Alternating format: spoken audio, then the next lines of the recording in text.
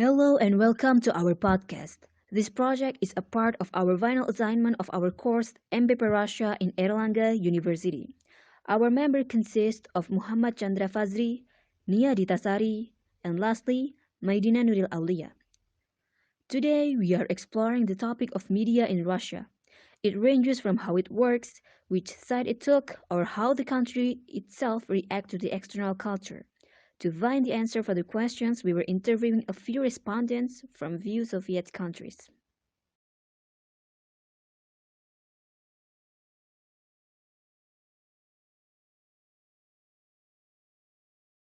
All you need to know about the Belarusian media today is that they fully belong, obey, and listen to the president. There is no media in Belarus that can write what they think and see. You wonder if they are oriented towards Russia or the West, but we every day listen to the president's speech about how he will never give the country to anyone because he is the country, not Belarusian, but he is. We have big economic problems. For a long time, we all do not care about Russia and the West. We just hope his reign will end soon.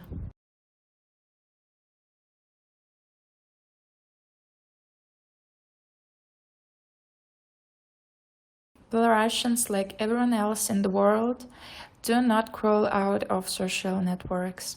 Yes, VKontakte is a very popular social network, mostly for teenagers, but Telegram quickly replaced it. Facebook is more popular for people 25 or more years, mostly for work as a business profile. For messages, we use Telegram, Viber, and WhatsApp.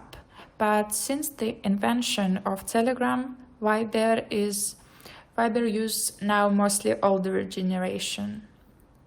WeChat is used only by those who communicate with the Chinese or Chinese himself, that's all. TikTok conquered all the CIS and people just kill many hours there every day watching the videos. We don't use social media because of their invention, the country of invention of the or the inventor. We don't care about that. We use what is convenient for us.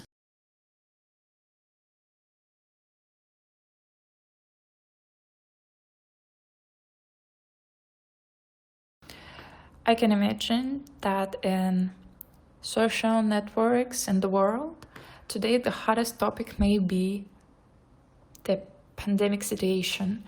But in Belarus, there is no virus. And here's one topic on social networks: news about the president and new crimes and arrests and detentions, as well as about who else from your friends left the country because of what is happening here.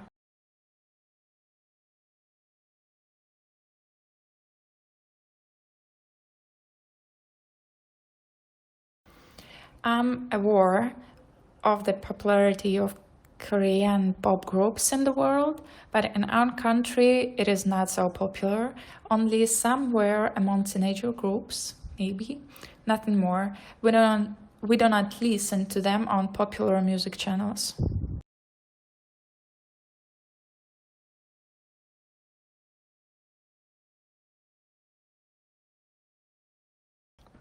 We had an independent media before. The president refused to lose the election after the vote was counted, and we liked it. Never before has anyone ever been called to court for an Instagram post or a flag in a student's briefcase. It was never a crime to walk down the street with a white bracelet on his wrist, or to have an order to close a business or office if he refuses to hang a red-green flag at his door. We want everything to be normal, like it was before. Our media, our life, our rights. We want to stop being the second North Korea.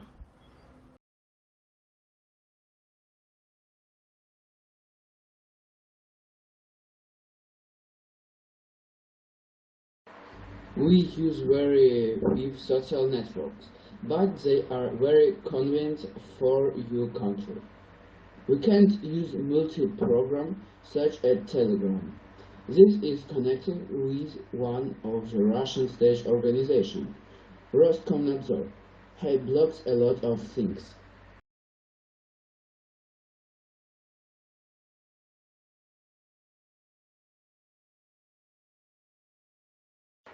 Most Russians consider Belarus a good country. Ukraine is considered an enemy who grew up in the family. All such countries are allied, except for literally two countries.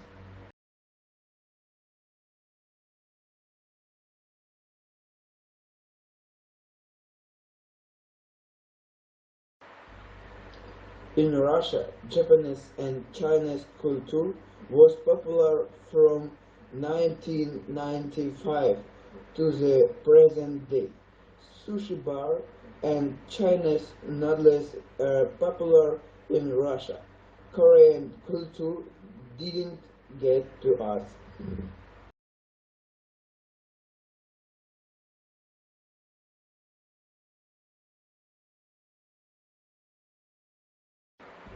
In Russia, there is a very large assimilation, so a leader depends on the race.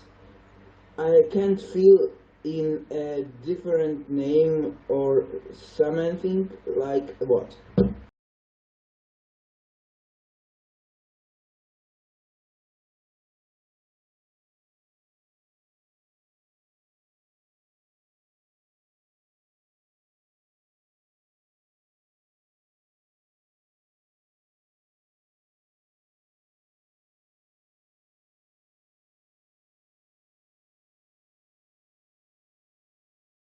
Well, I think that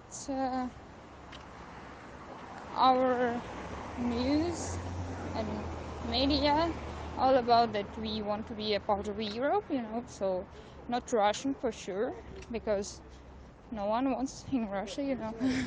I mean, maybe someone wants, but no one says about it. And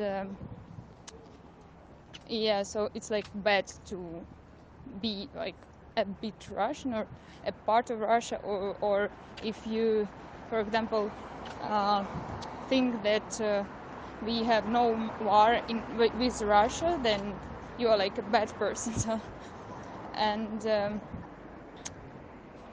yeah, so we are more like not Russian. Our media are more striving to European positions. Uh, so yeah, not neutral because we have great propaganda, like Ukraine, Ukrainization, Ukrainianization. So everyone should speak Ukrainian, and who speaks Russian is a bad person, just like this. And it's like just because of war situation, yeah, like this. And now we also have like great propaganda of coronavirus and everything like this, and vaccination, like, but I think it's for the whole world now.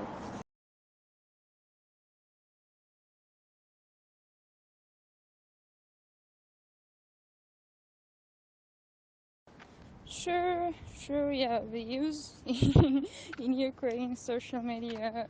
Yeah, I think for a lot of people it's really awful, but uh, um, I don't really know a lot about Soviet Union, but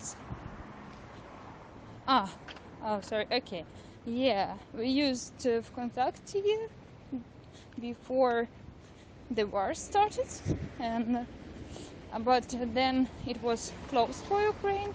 I mean, not from Russia side, but from Ukrainian side. It's like illegal to use it, to use any Russian social network or network.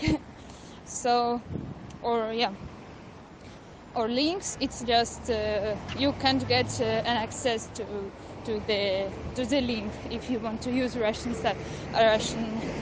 website. And what else?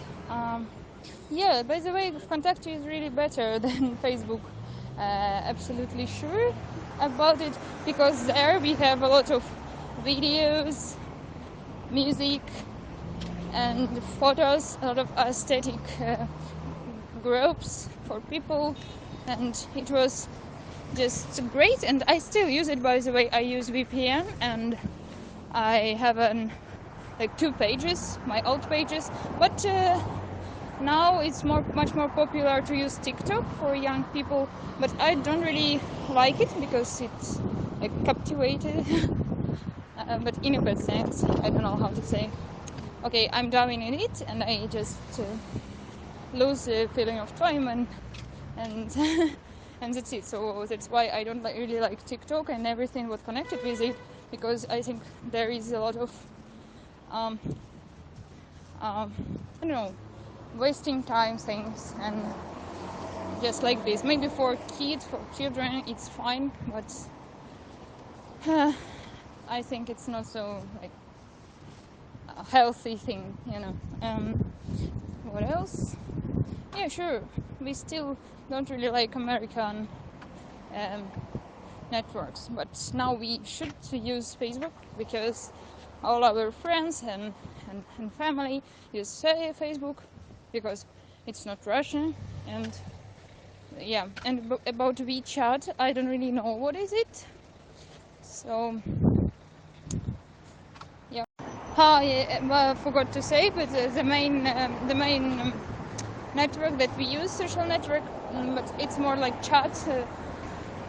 Telegram is the most popular now. It's like official source, so every company has like channel or number in Telegram. So usually instead of Facebook we use Telegram, just because it's a great thing, but not better than Vkontakte, but more legal, because in Vkontakte we have a lot of music, videos and everything, and movies, so we can just watch it for free, you know.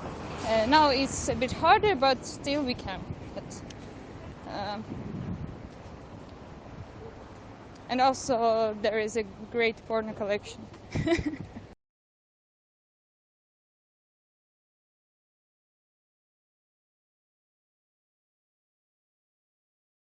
Well, I think now it's vaccination, and also, oh yeah, I think the hottest topics, it's about vaccination, that everyone should get infected, but we don't have enough vaccine. Also about corona news, for sure, that we have red zone, then green zone, then yellow zone. I don't know how it works. I think we just trying to be like European Union, because no one counts real sick, like ill persons.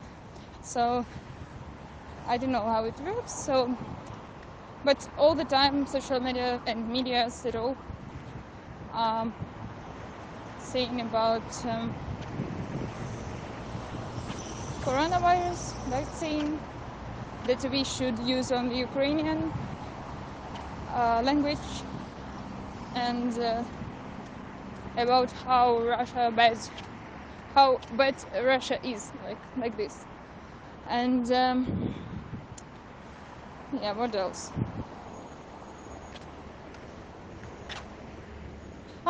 Sometimes we have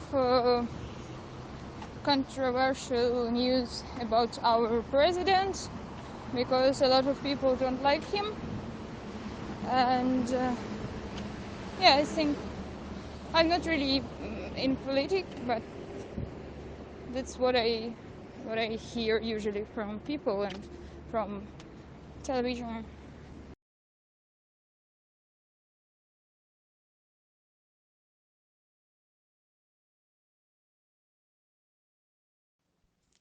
Okay, my opinion about Korean. I think Korean is cool culture, But I just don't really like K-pop. I don't know why. With some songs, yes, just some trends maybe. Like how you like that? Dum-dum-dum. How is it? And this one is nice and yeah. Also Japan, it's anime, right? My brother is really in like cousin. He's really enjoyed watching anime still. Like now he going to be married, but he still watch anime. But yeah, and by the way, about anime, hentai is the most popular in Russia and Ukraine. So it's like overwhelming majority of people watching hentai instead porno, just porno.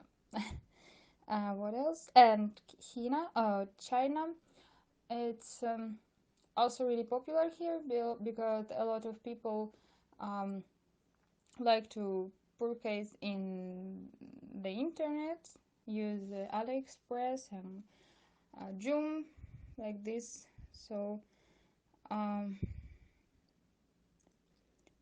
I don't know what how yeah, oh sorry, I misunderstood the question. Okay, so yeah, at all it's really popular here, and yeah, we have a lot of K-popers. It's very popular during people, I think all of ages, but I think I'm too old for it, so I have not a lot of friends who likes it.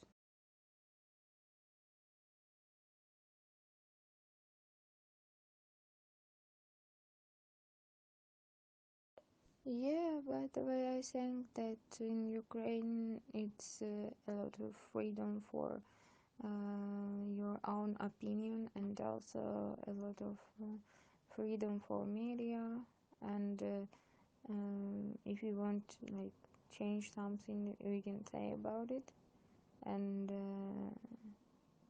usually governments are listening to us. And uh, if I have an ability to change Belarusian media, well,